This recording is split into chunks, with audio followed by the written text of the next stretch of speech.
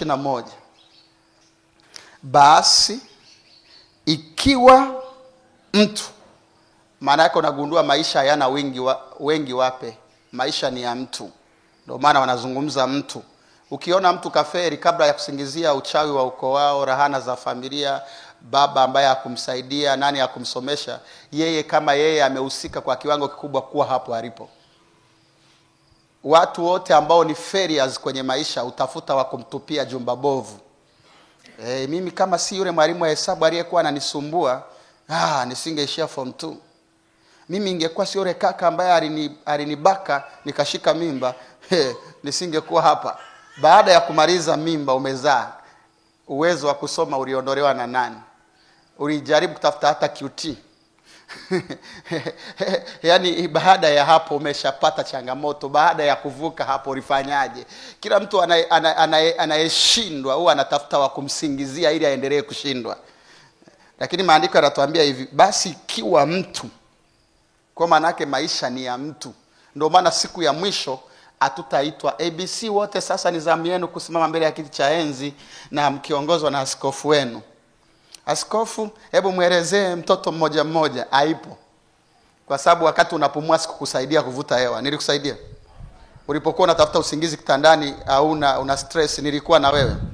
Kwa nini kwenye mambo mengine uko peke yako, kwenye siku ya hukumu tusaidiane? Kadhalika ndivyo hivyo hata kwenye mafanikio. Unaweza ukawa mtoto wa simba ukaishia kuwa kondoo. Unaweza ukawa mtoto wa mtu mwenye matokeo na wewe usiwe na chochote.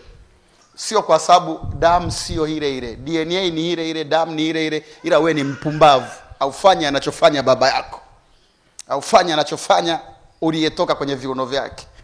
Hivi unajua kuna matajiri wengi wakifa mali zinaishia kwao. Yaani yeye akifa wanasema yani yule baba alikuwa mpambanaji, aliacha vitu vingi, ila watoto wajinga wameviharibu vyote. Yaani wameviuza, hakuna kitu. Hujawahi kusikia mambo kama haya? Unataka kuniambia hawana damu ya huyo mzee aliyefariki? Unagundua wao walifikiri ni watoto wa tajiri wakatembelea nyota ya baba yao. Sisi kwetu tunafuatwa na dereva shule, ila hawana akili aliyenunua gari. Sisi kwetu tuna nyumba ghorofa, ila wao hawajawahi kujua hata tofali zinanunuliwaje. Akifa huyu mwenye akili, wao wamekufa. Ingawa bado watabaki wanapumua, ila ni maiti hazikuandaliwa. Ndio maana wenzetu wa Arabu na Wahindi na wazungu wanaanza kumfundisha mtoto njia zao. Mtoto mdogo akija likizo anakwenda kuhudhuria, sikiliza tunavyoongelea pesa. Sikiliza, anajaribu kumuingizia anachojua baba kwa vitendo.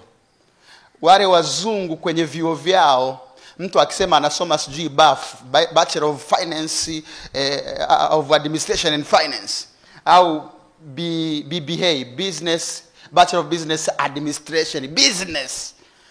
Yaani kule una practical yako wewe, sijui mnaita research project, ni kupewa mtaji ukauzalishe. Ukishindwa kuuzalisha unarudia mwaka. Yaani unapewa labda milioni, tunakupa kazi ndani ya miezi mitatu iwe milioni 2. Ikishindikana au na bachelor, unarudia project mwakani. Sisi sasa mtu ana notes zote za entrepreneurship, ila hajawahi kuuza hata nyanya. Ana hata akili ya kuwauzia wenzake karamu wakati wanatumia karamu kila siku, ila anasoma bachelor ya entrepreneurship with business international relationship.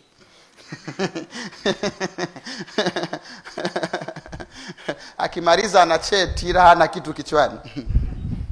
Sasa ndivyo walivyo watu. Kwa nini nimesoma mstari wa 21 ni ikiwa mtu? Maana yake nataka kuleta sense ya responsibility, uwajibikaji. Hakuna anayewajibika na maisha yako. Kama ambavyo mtu akijaribu kuziba pua utashika hata mkono, utamng'ata, utapambania uhai wako. Ikija maendeleo wampambanii, mnasema tu Mungu akitaka mtafanikiwa. Kama ipo tu, iko wapi? Hapa acha nikuoneshe mfano hai. Huyu mtumishi ananiamini na ananipenda, lakini nikiziba pua na mdomo dakika urokore unaisha, zinapigwa afi, hakuna cha baba wa kiroho. Baba wa kiroho kwenye uhai. Sasa wewe ni mpumbavu kwenye mambo ya maana isipokuwa kupumua. Sema kuanzia leo. Maisha ni yangu. Ninawajibika na kila kitu kuhusu mimi. Hapa nitakuwa nakuja Jumapili nyingi.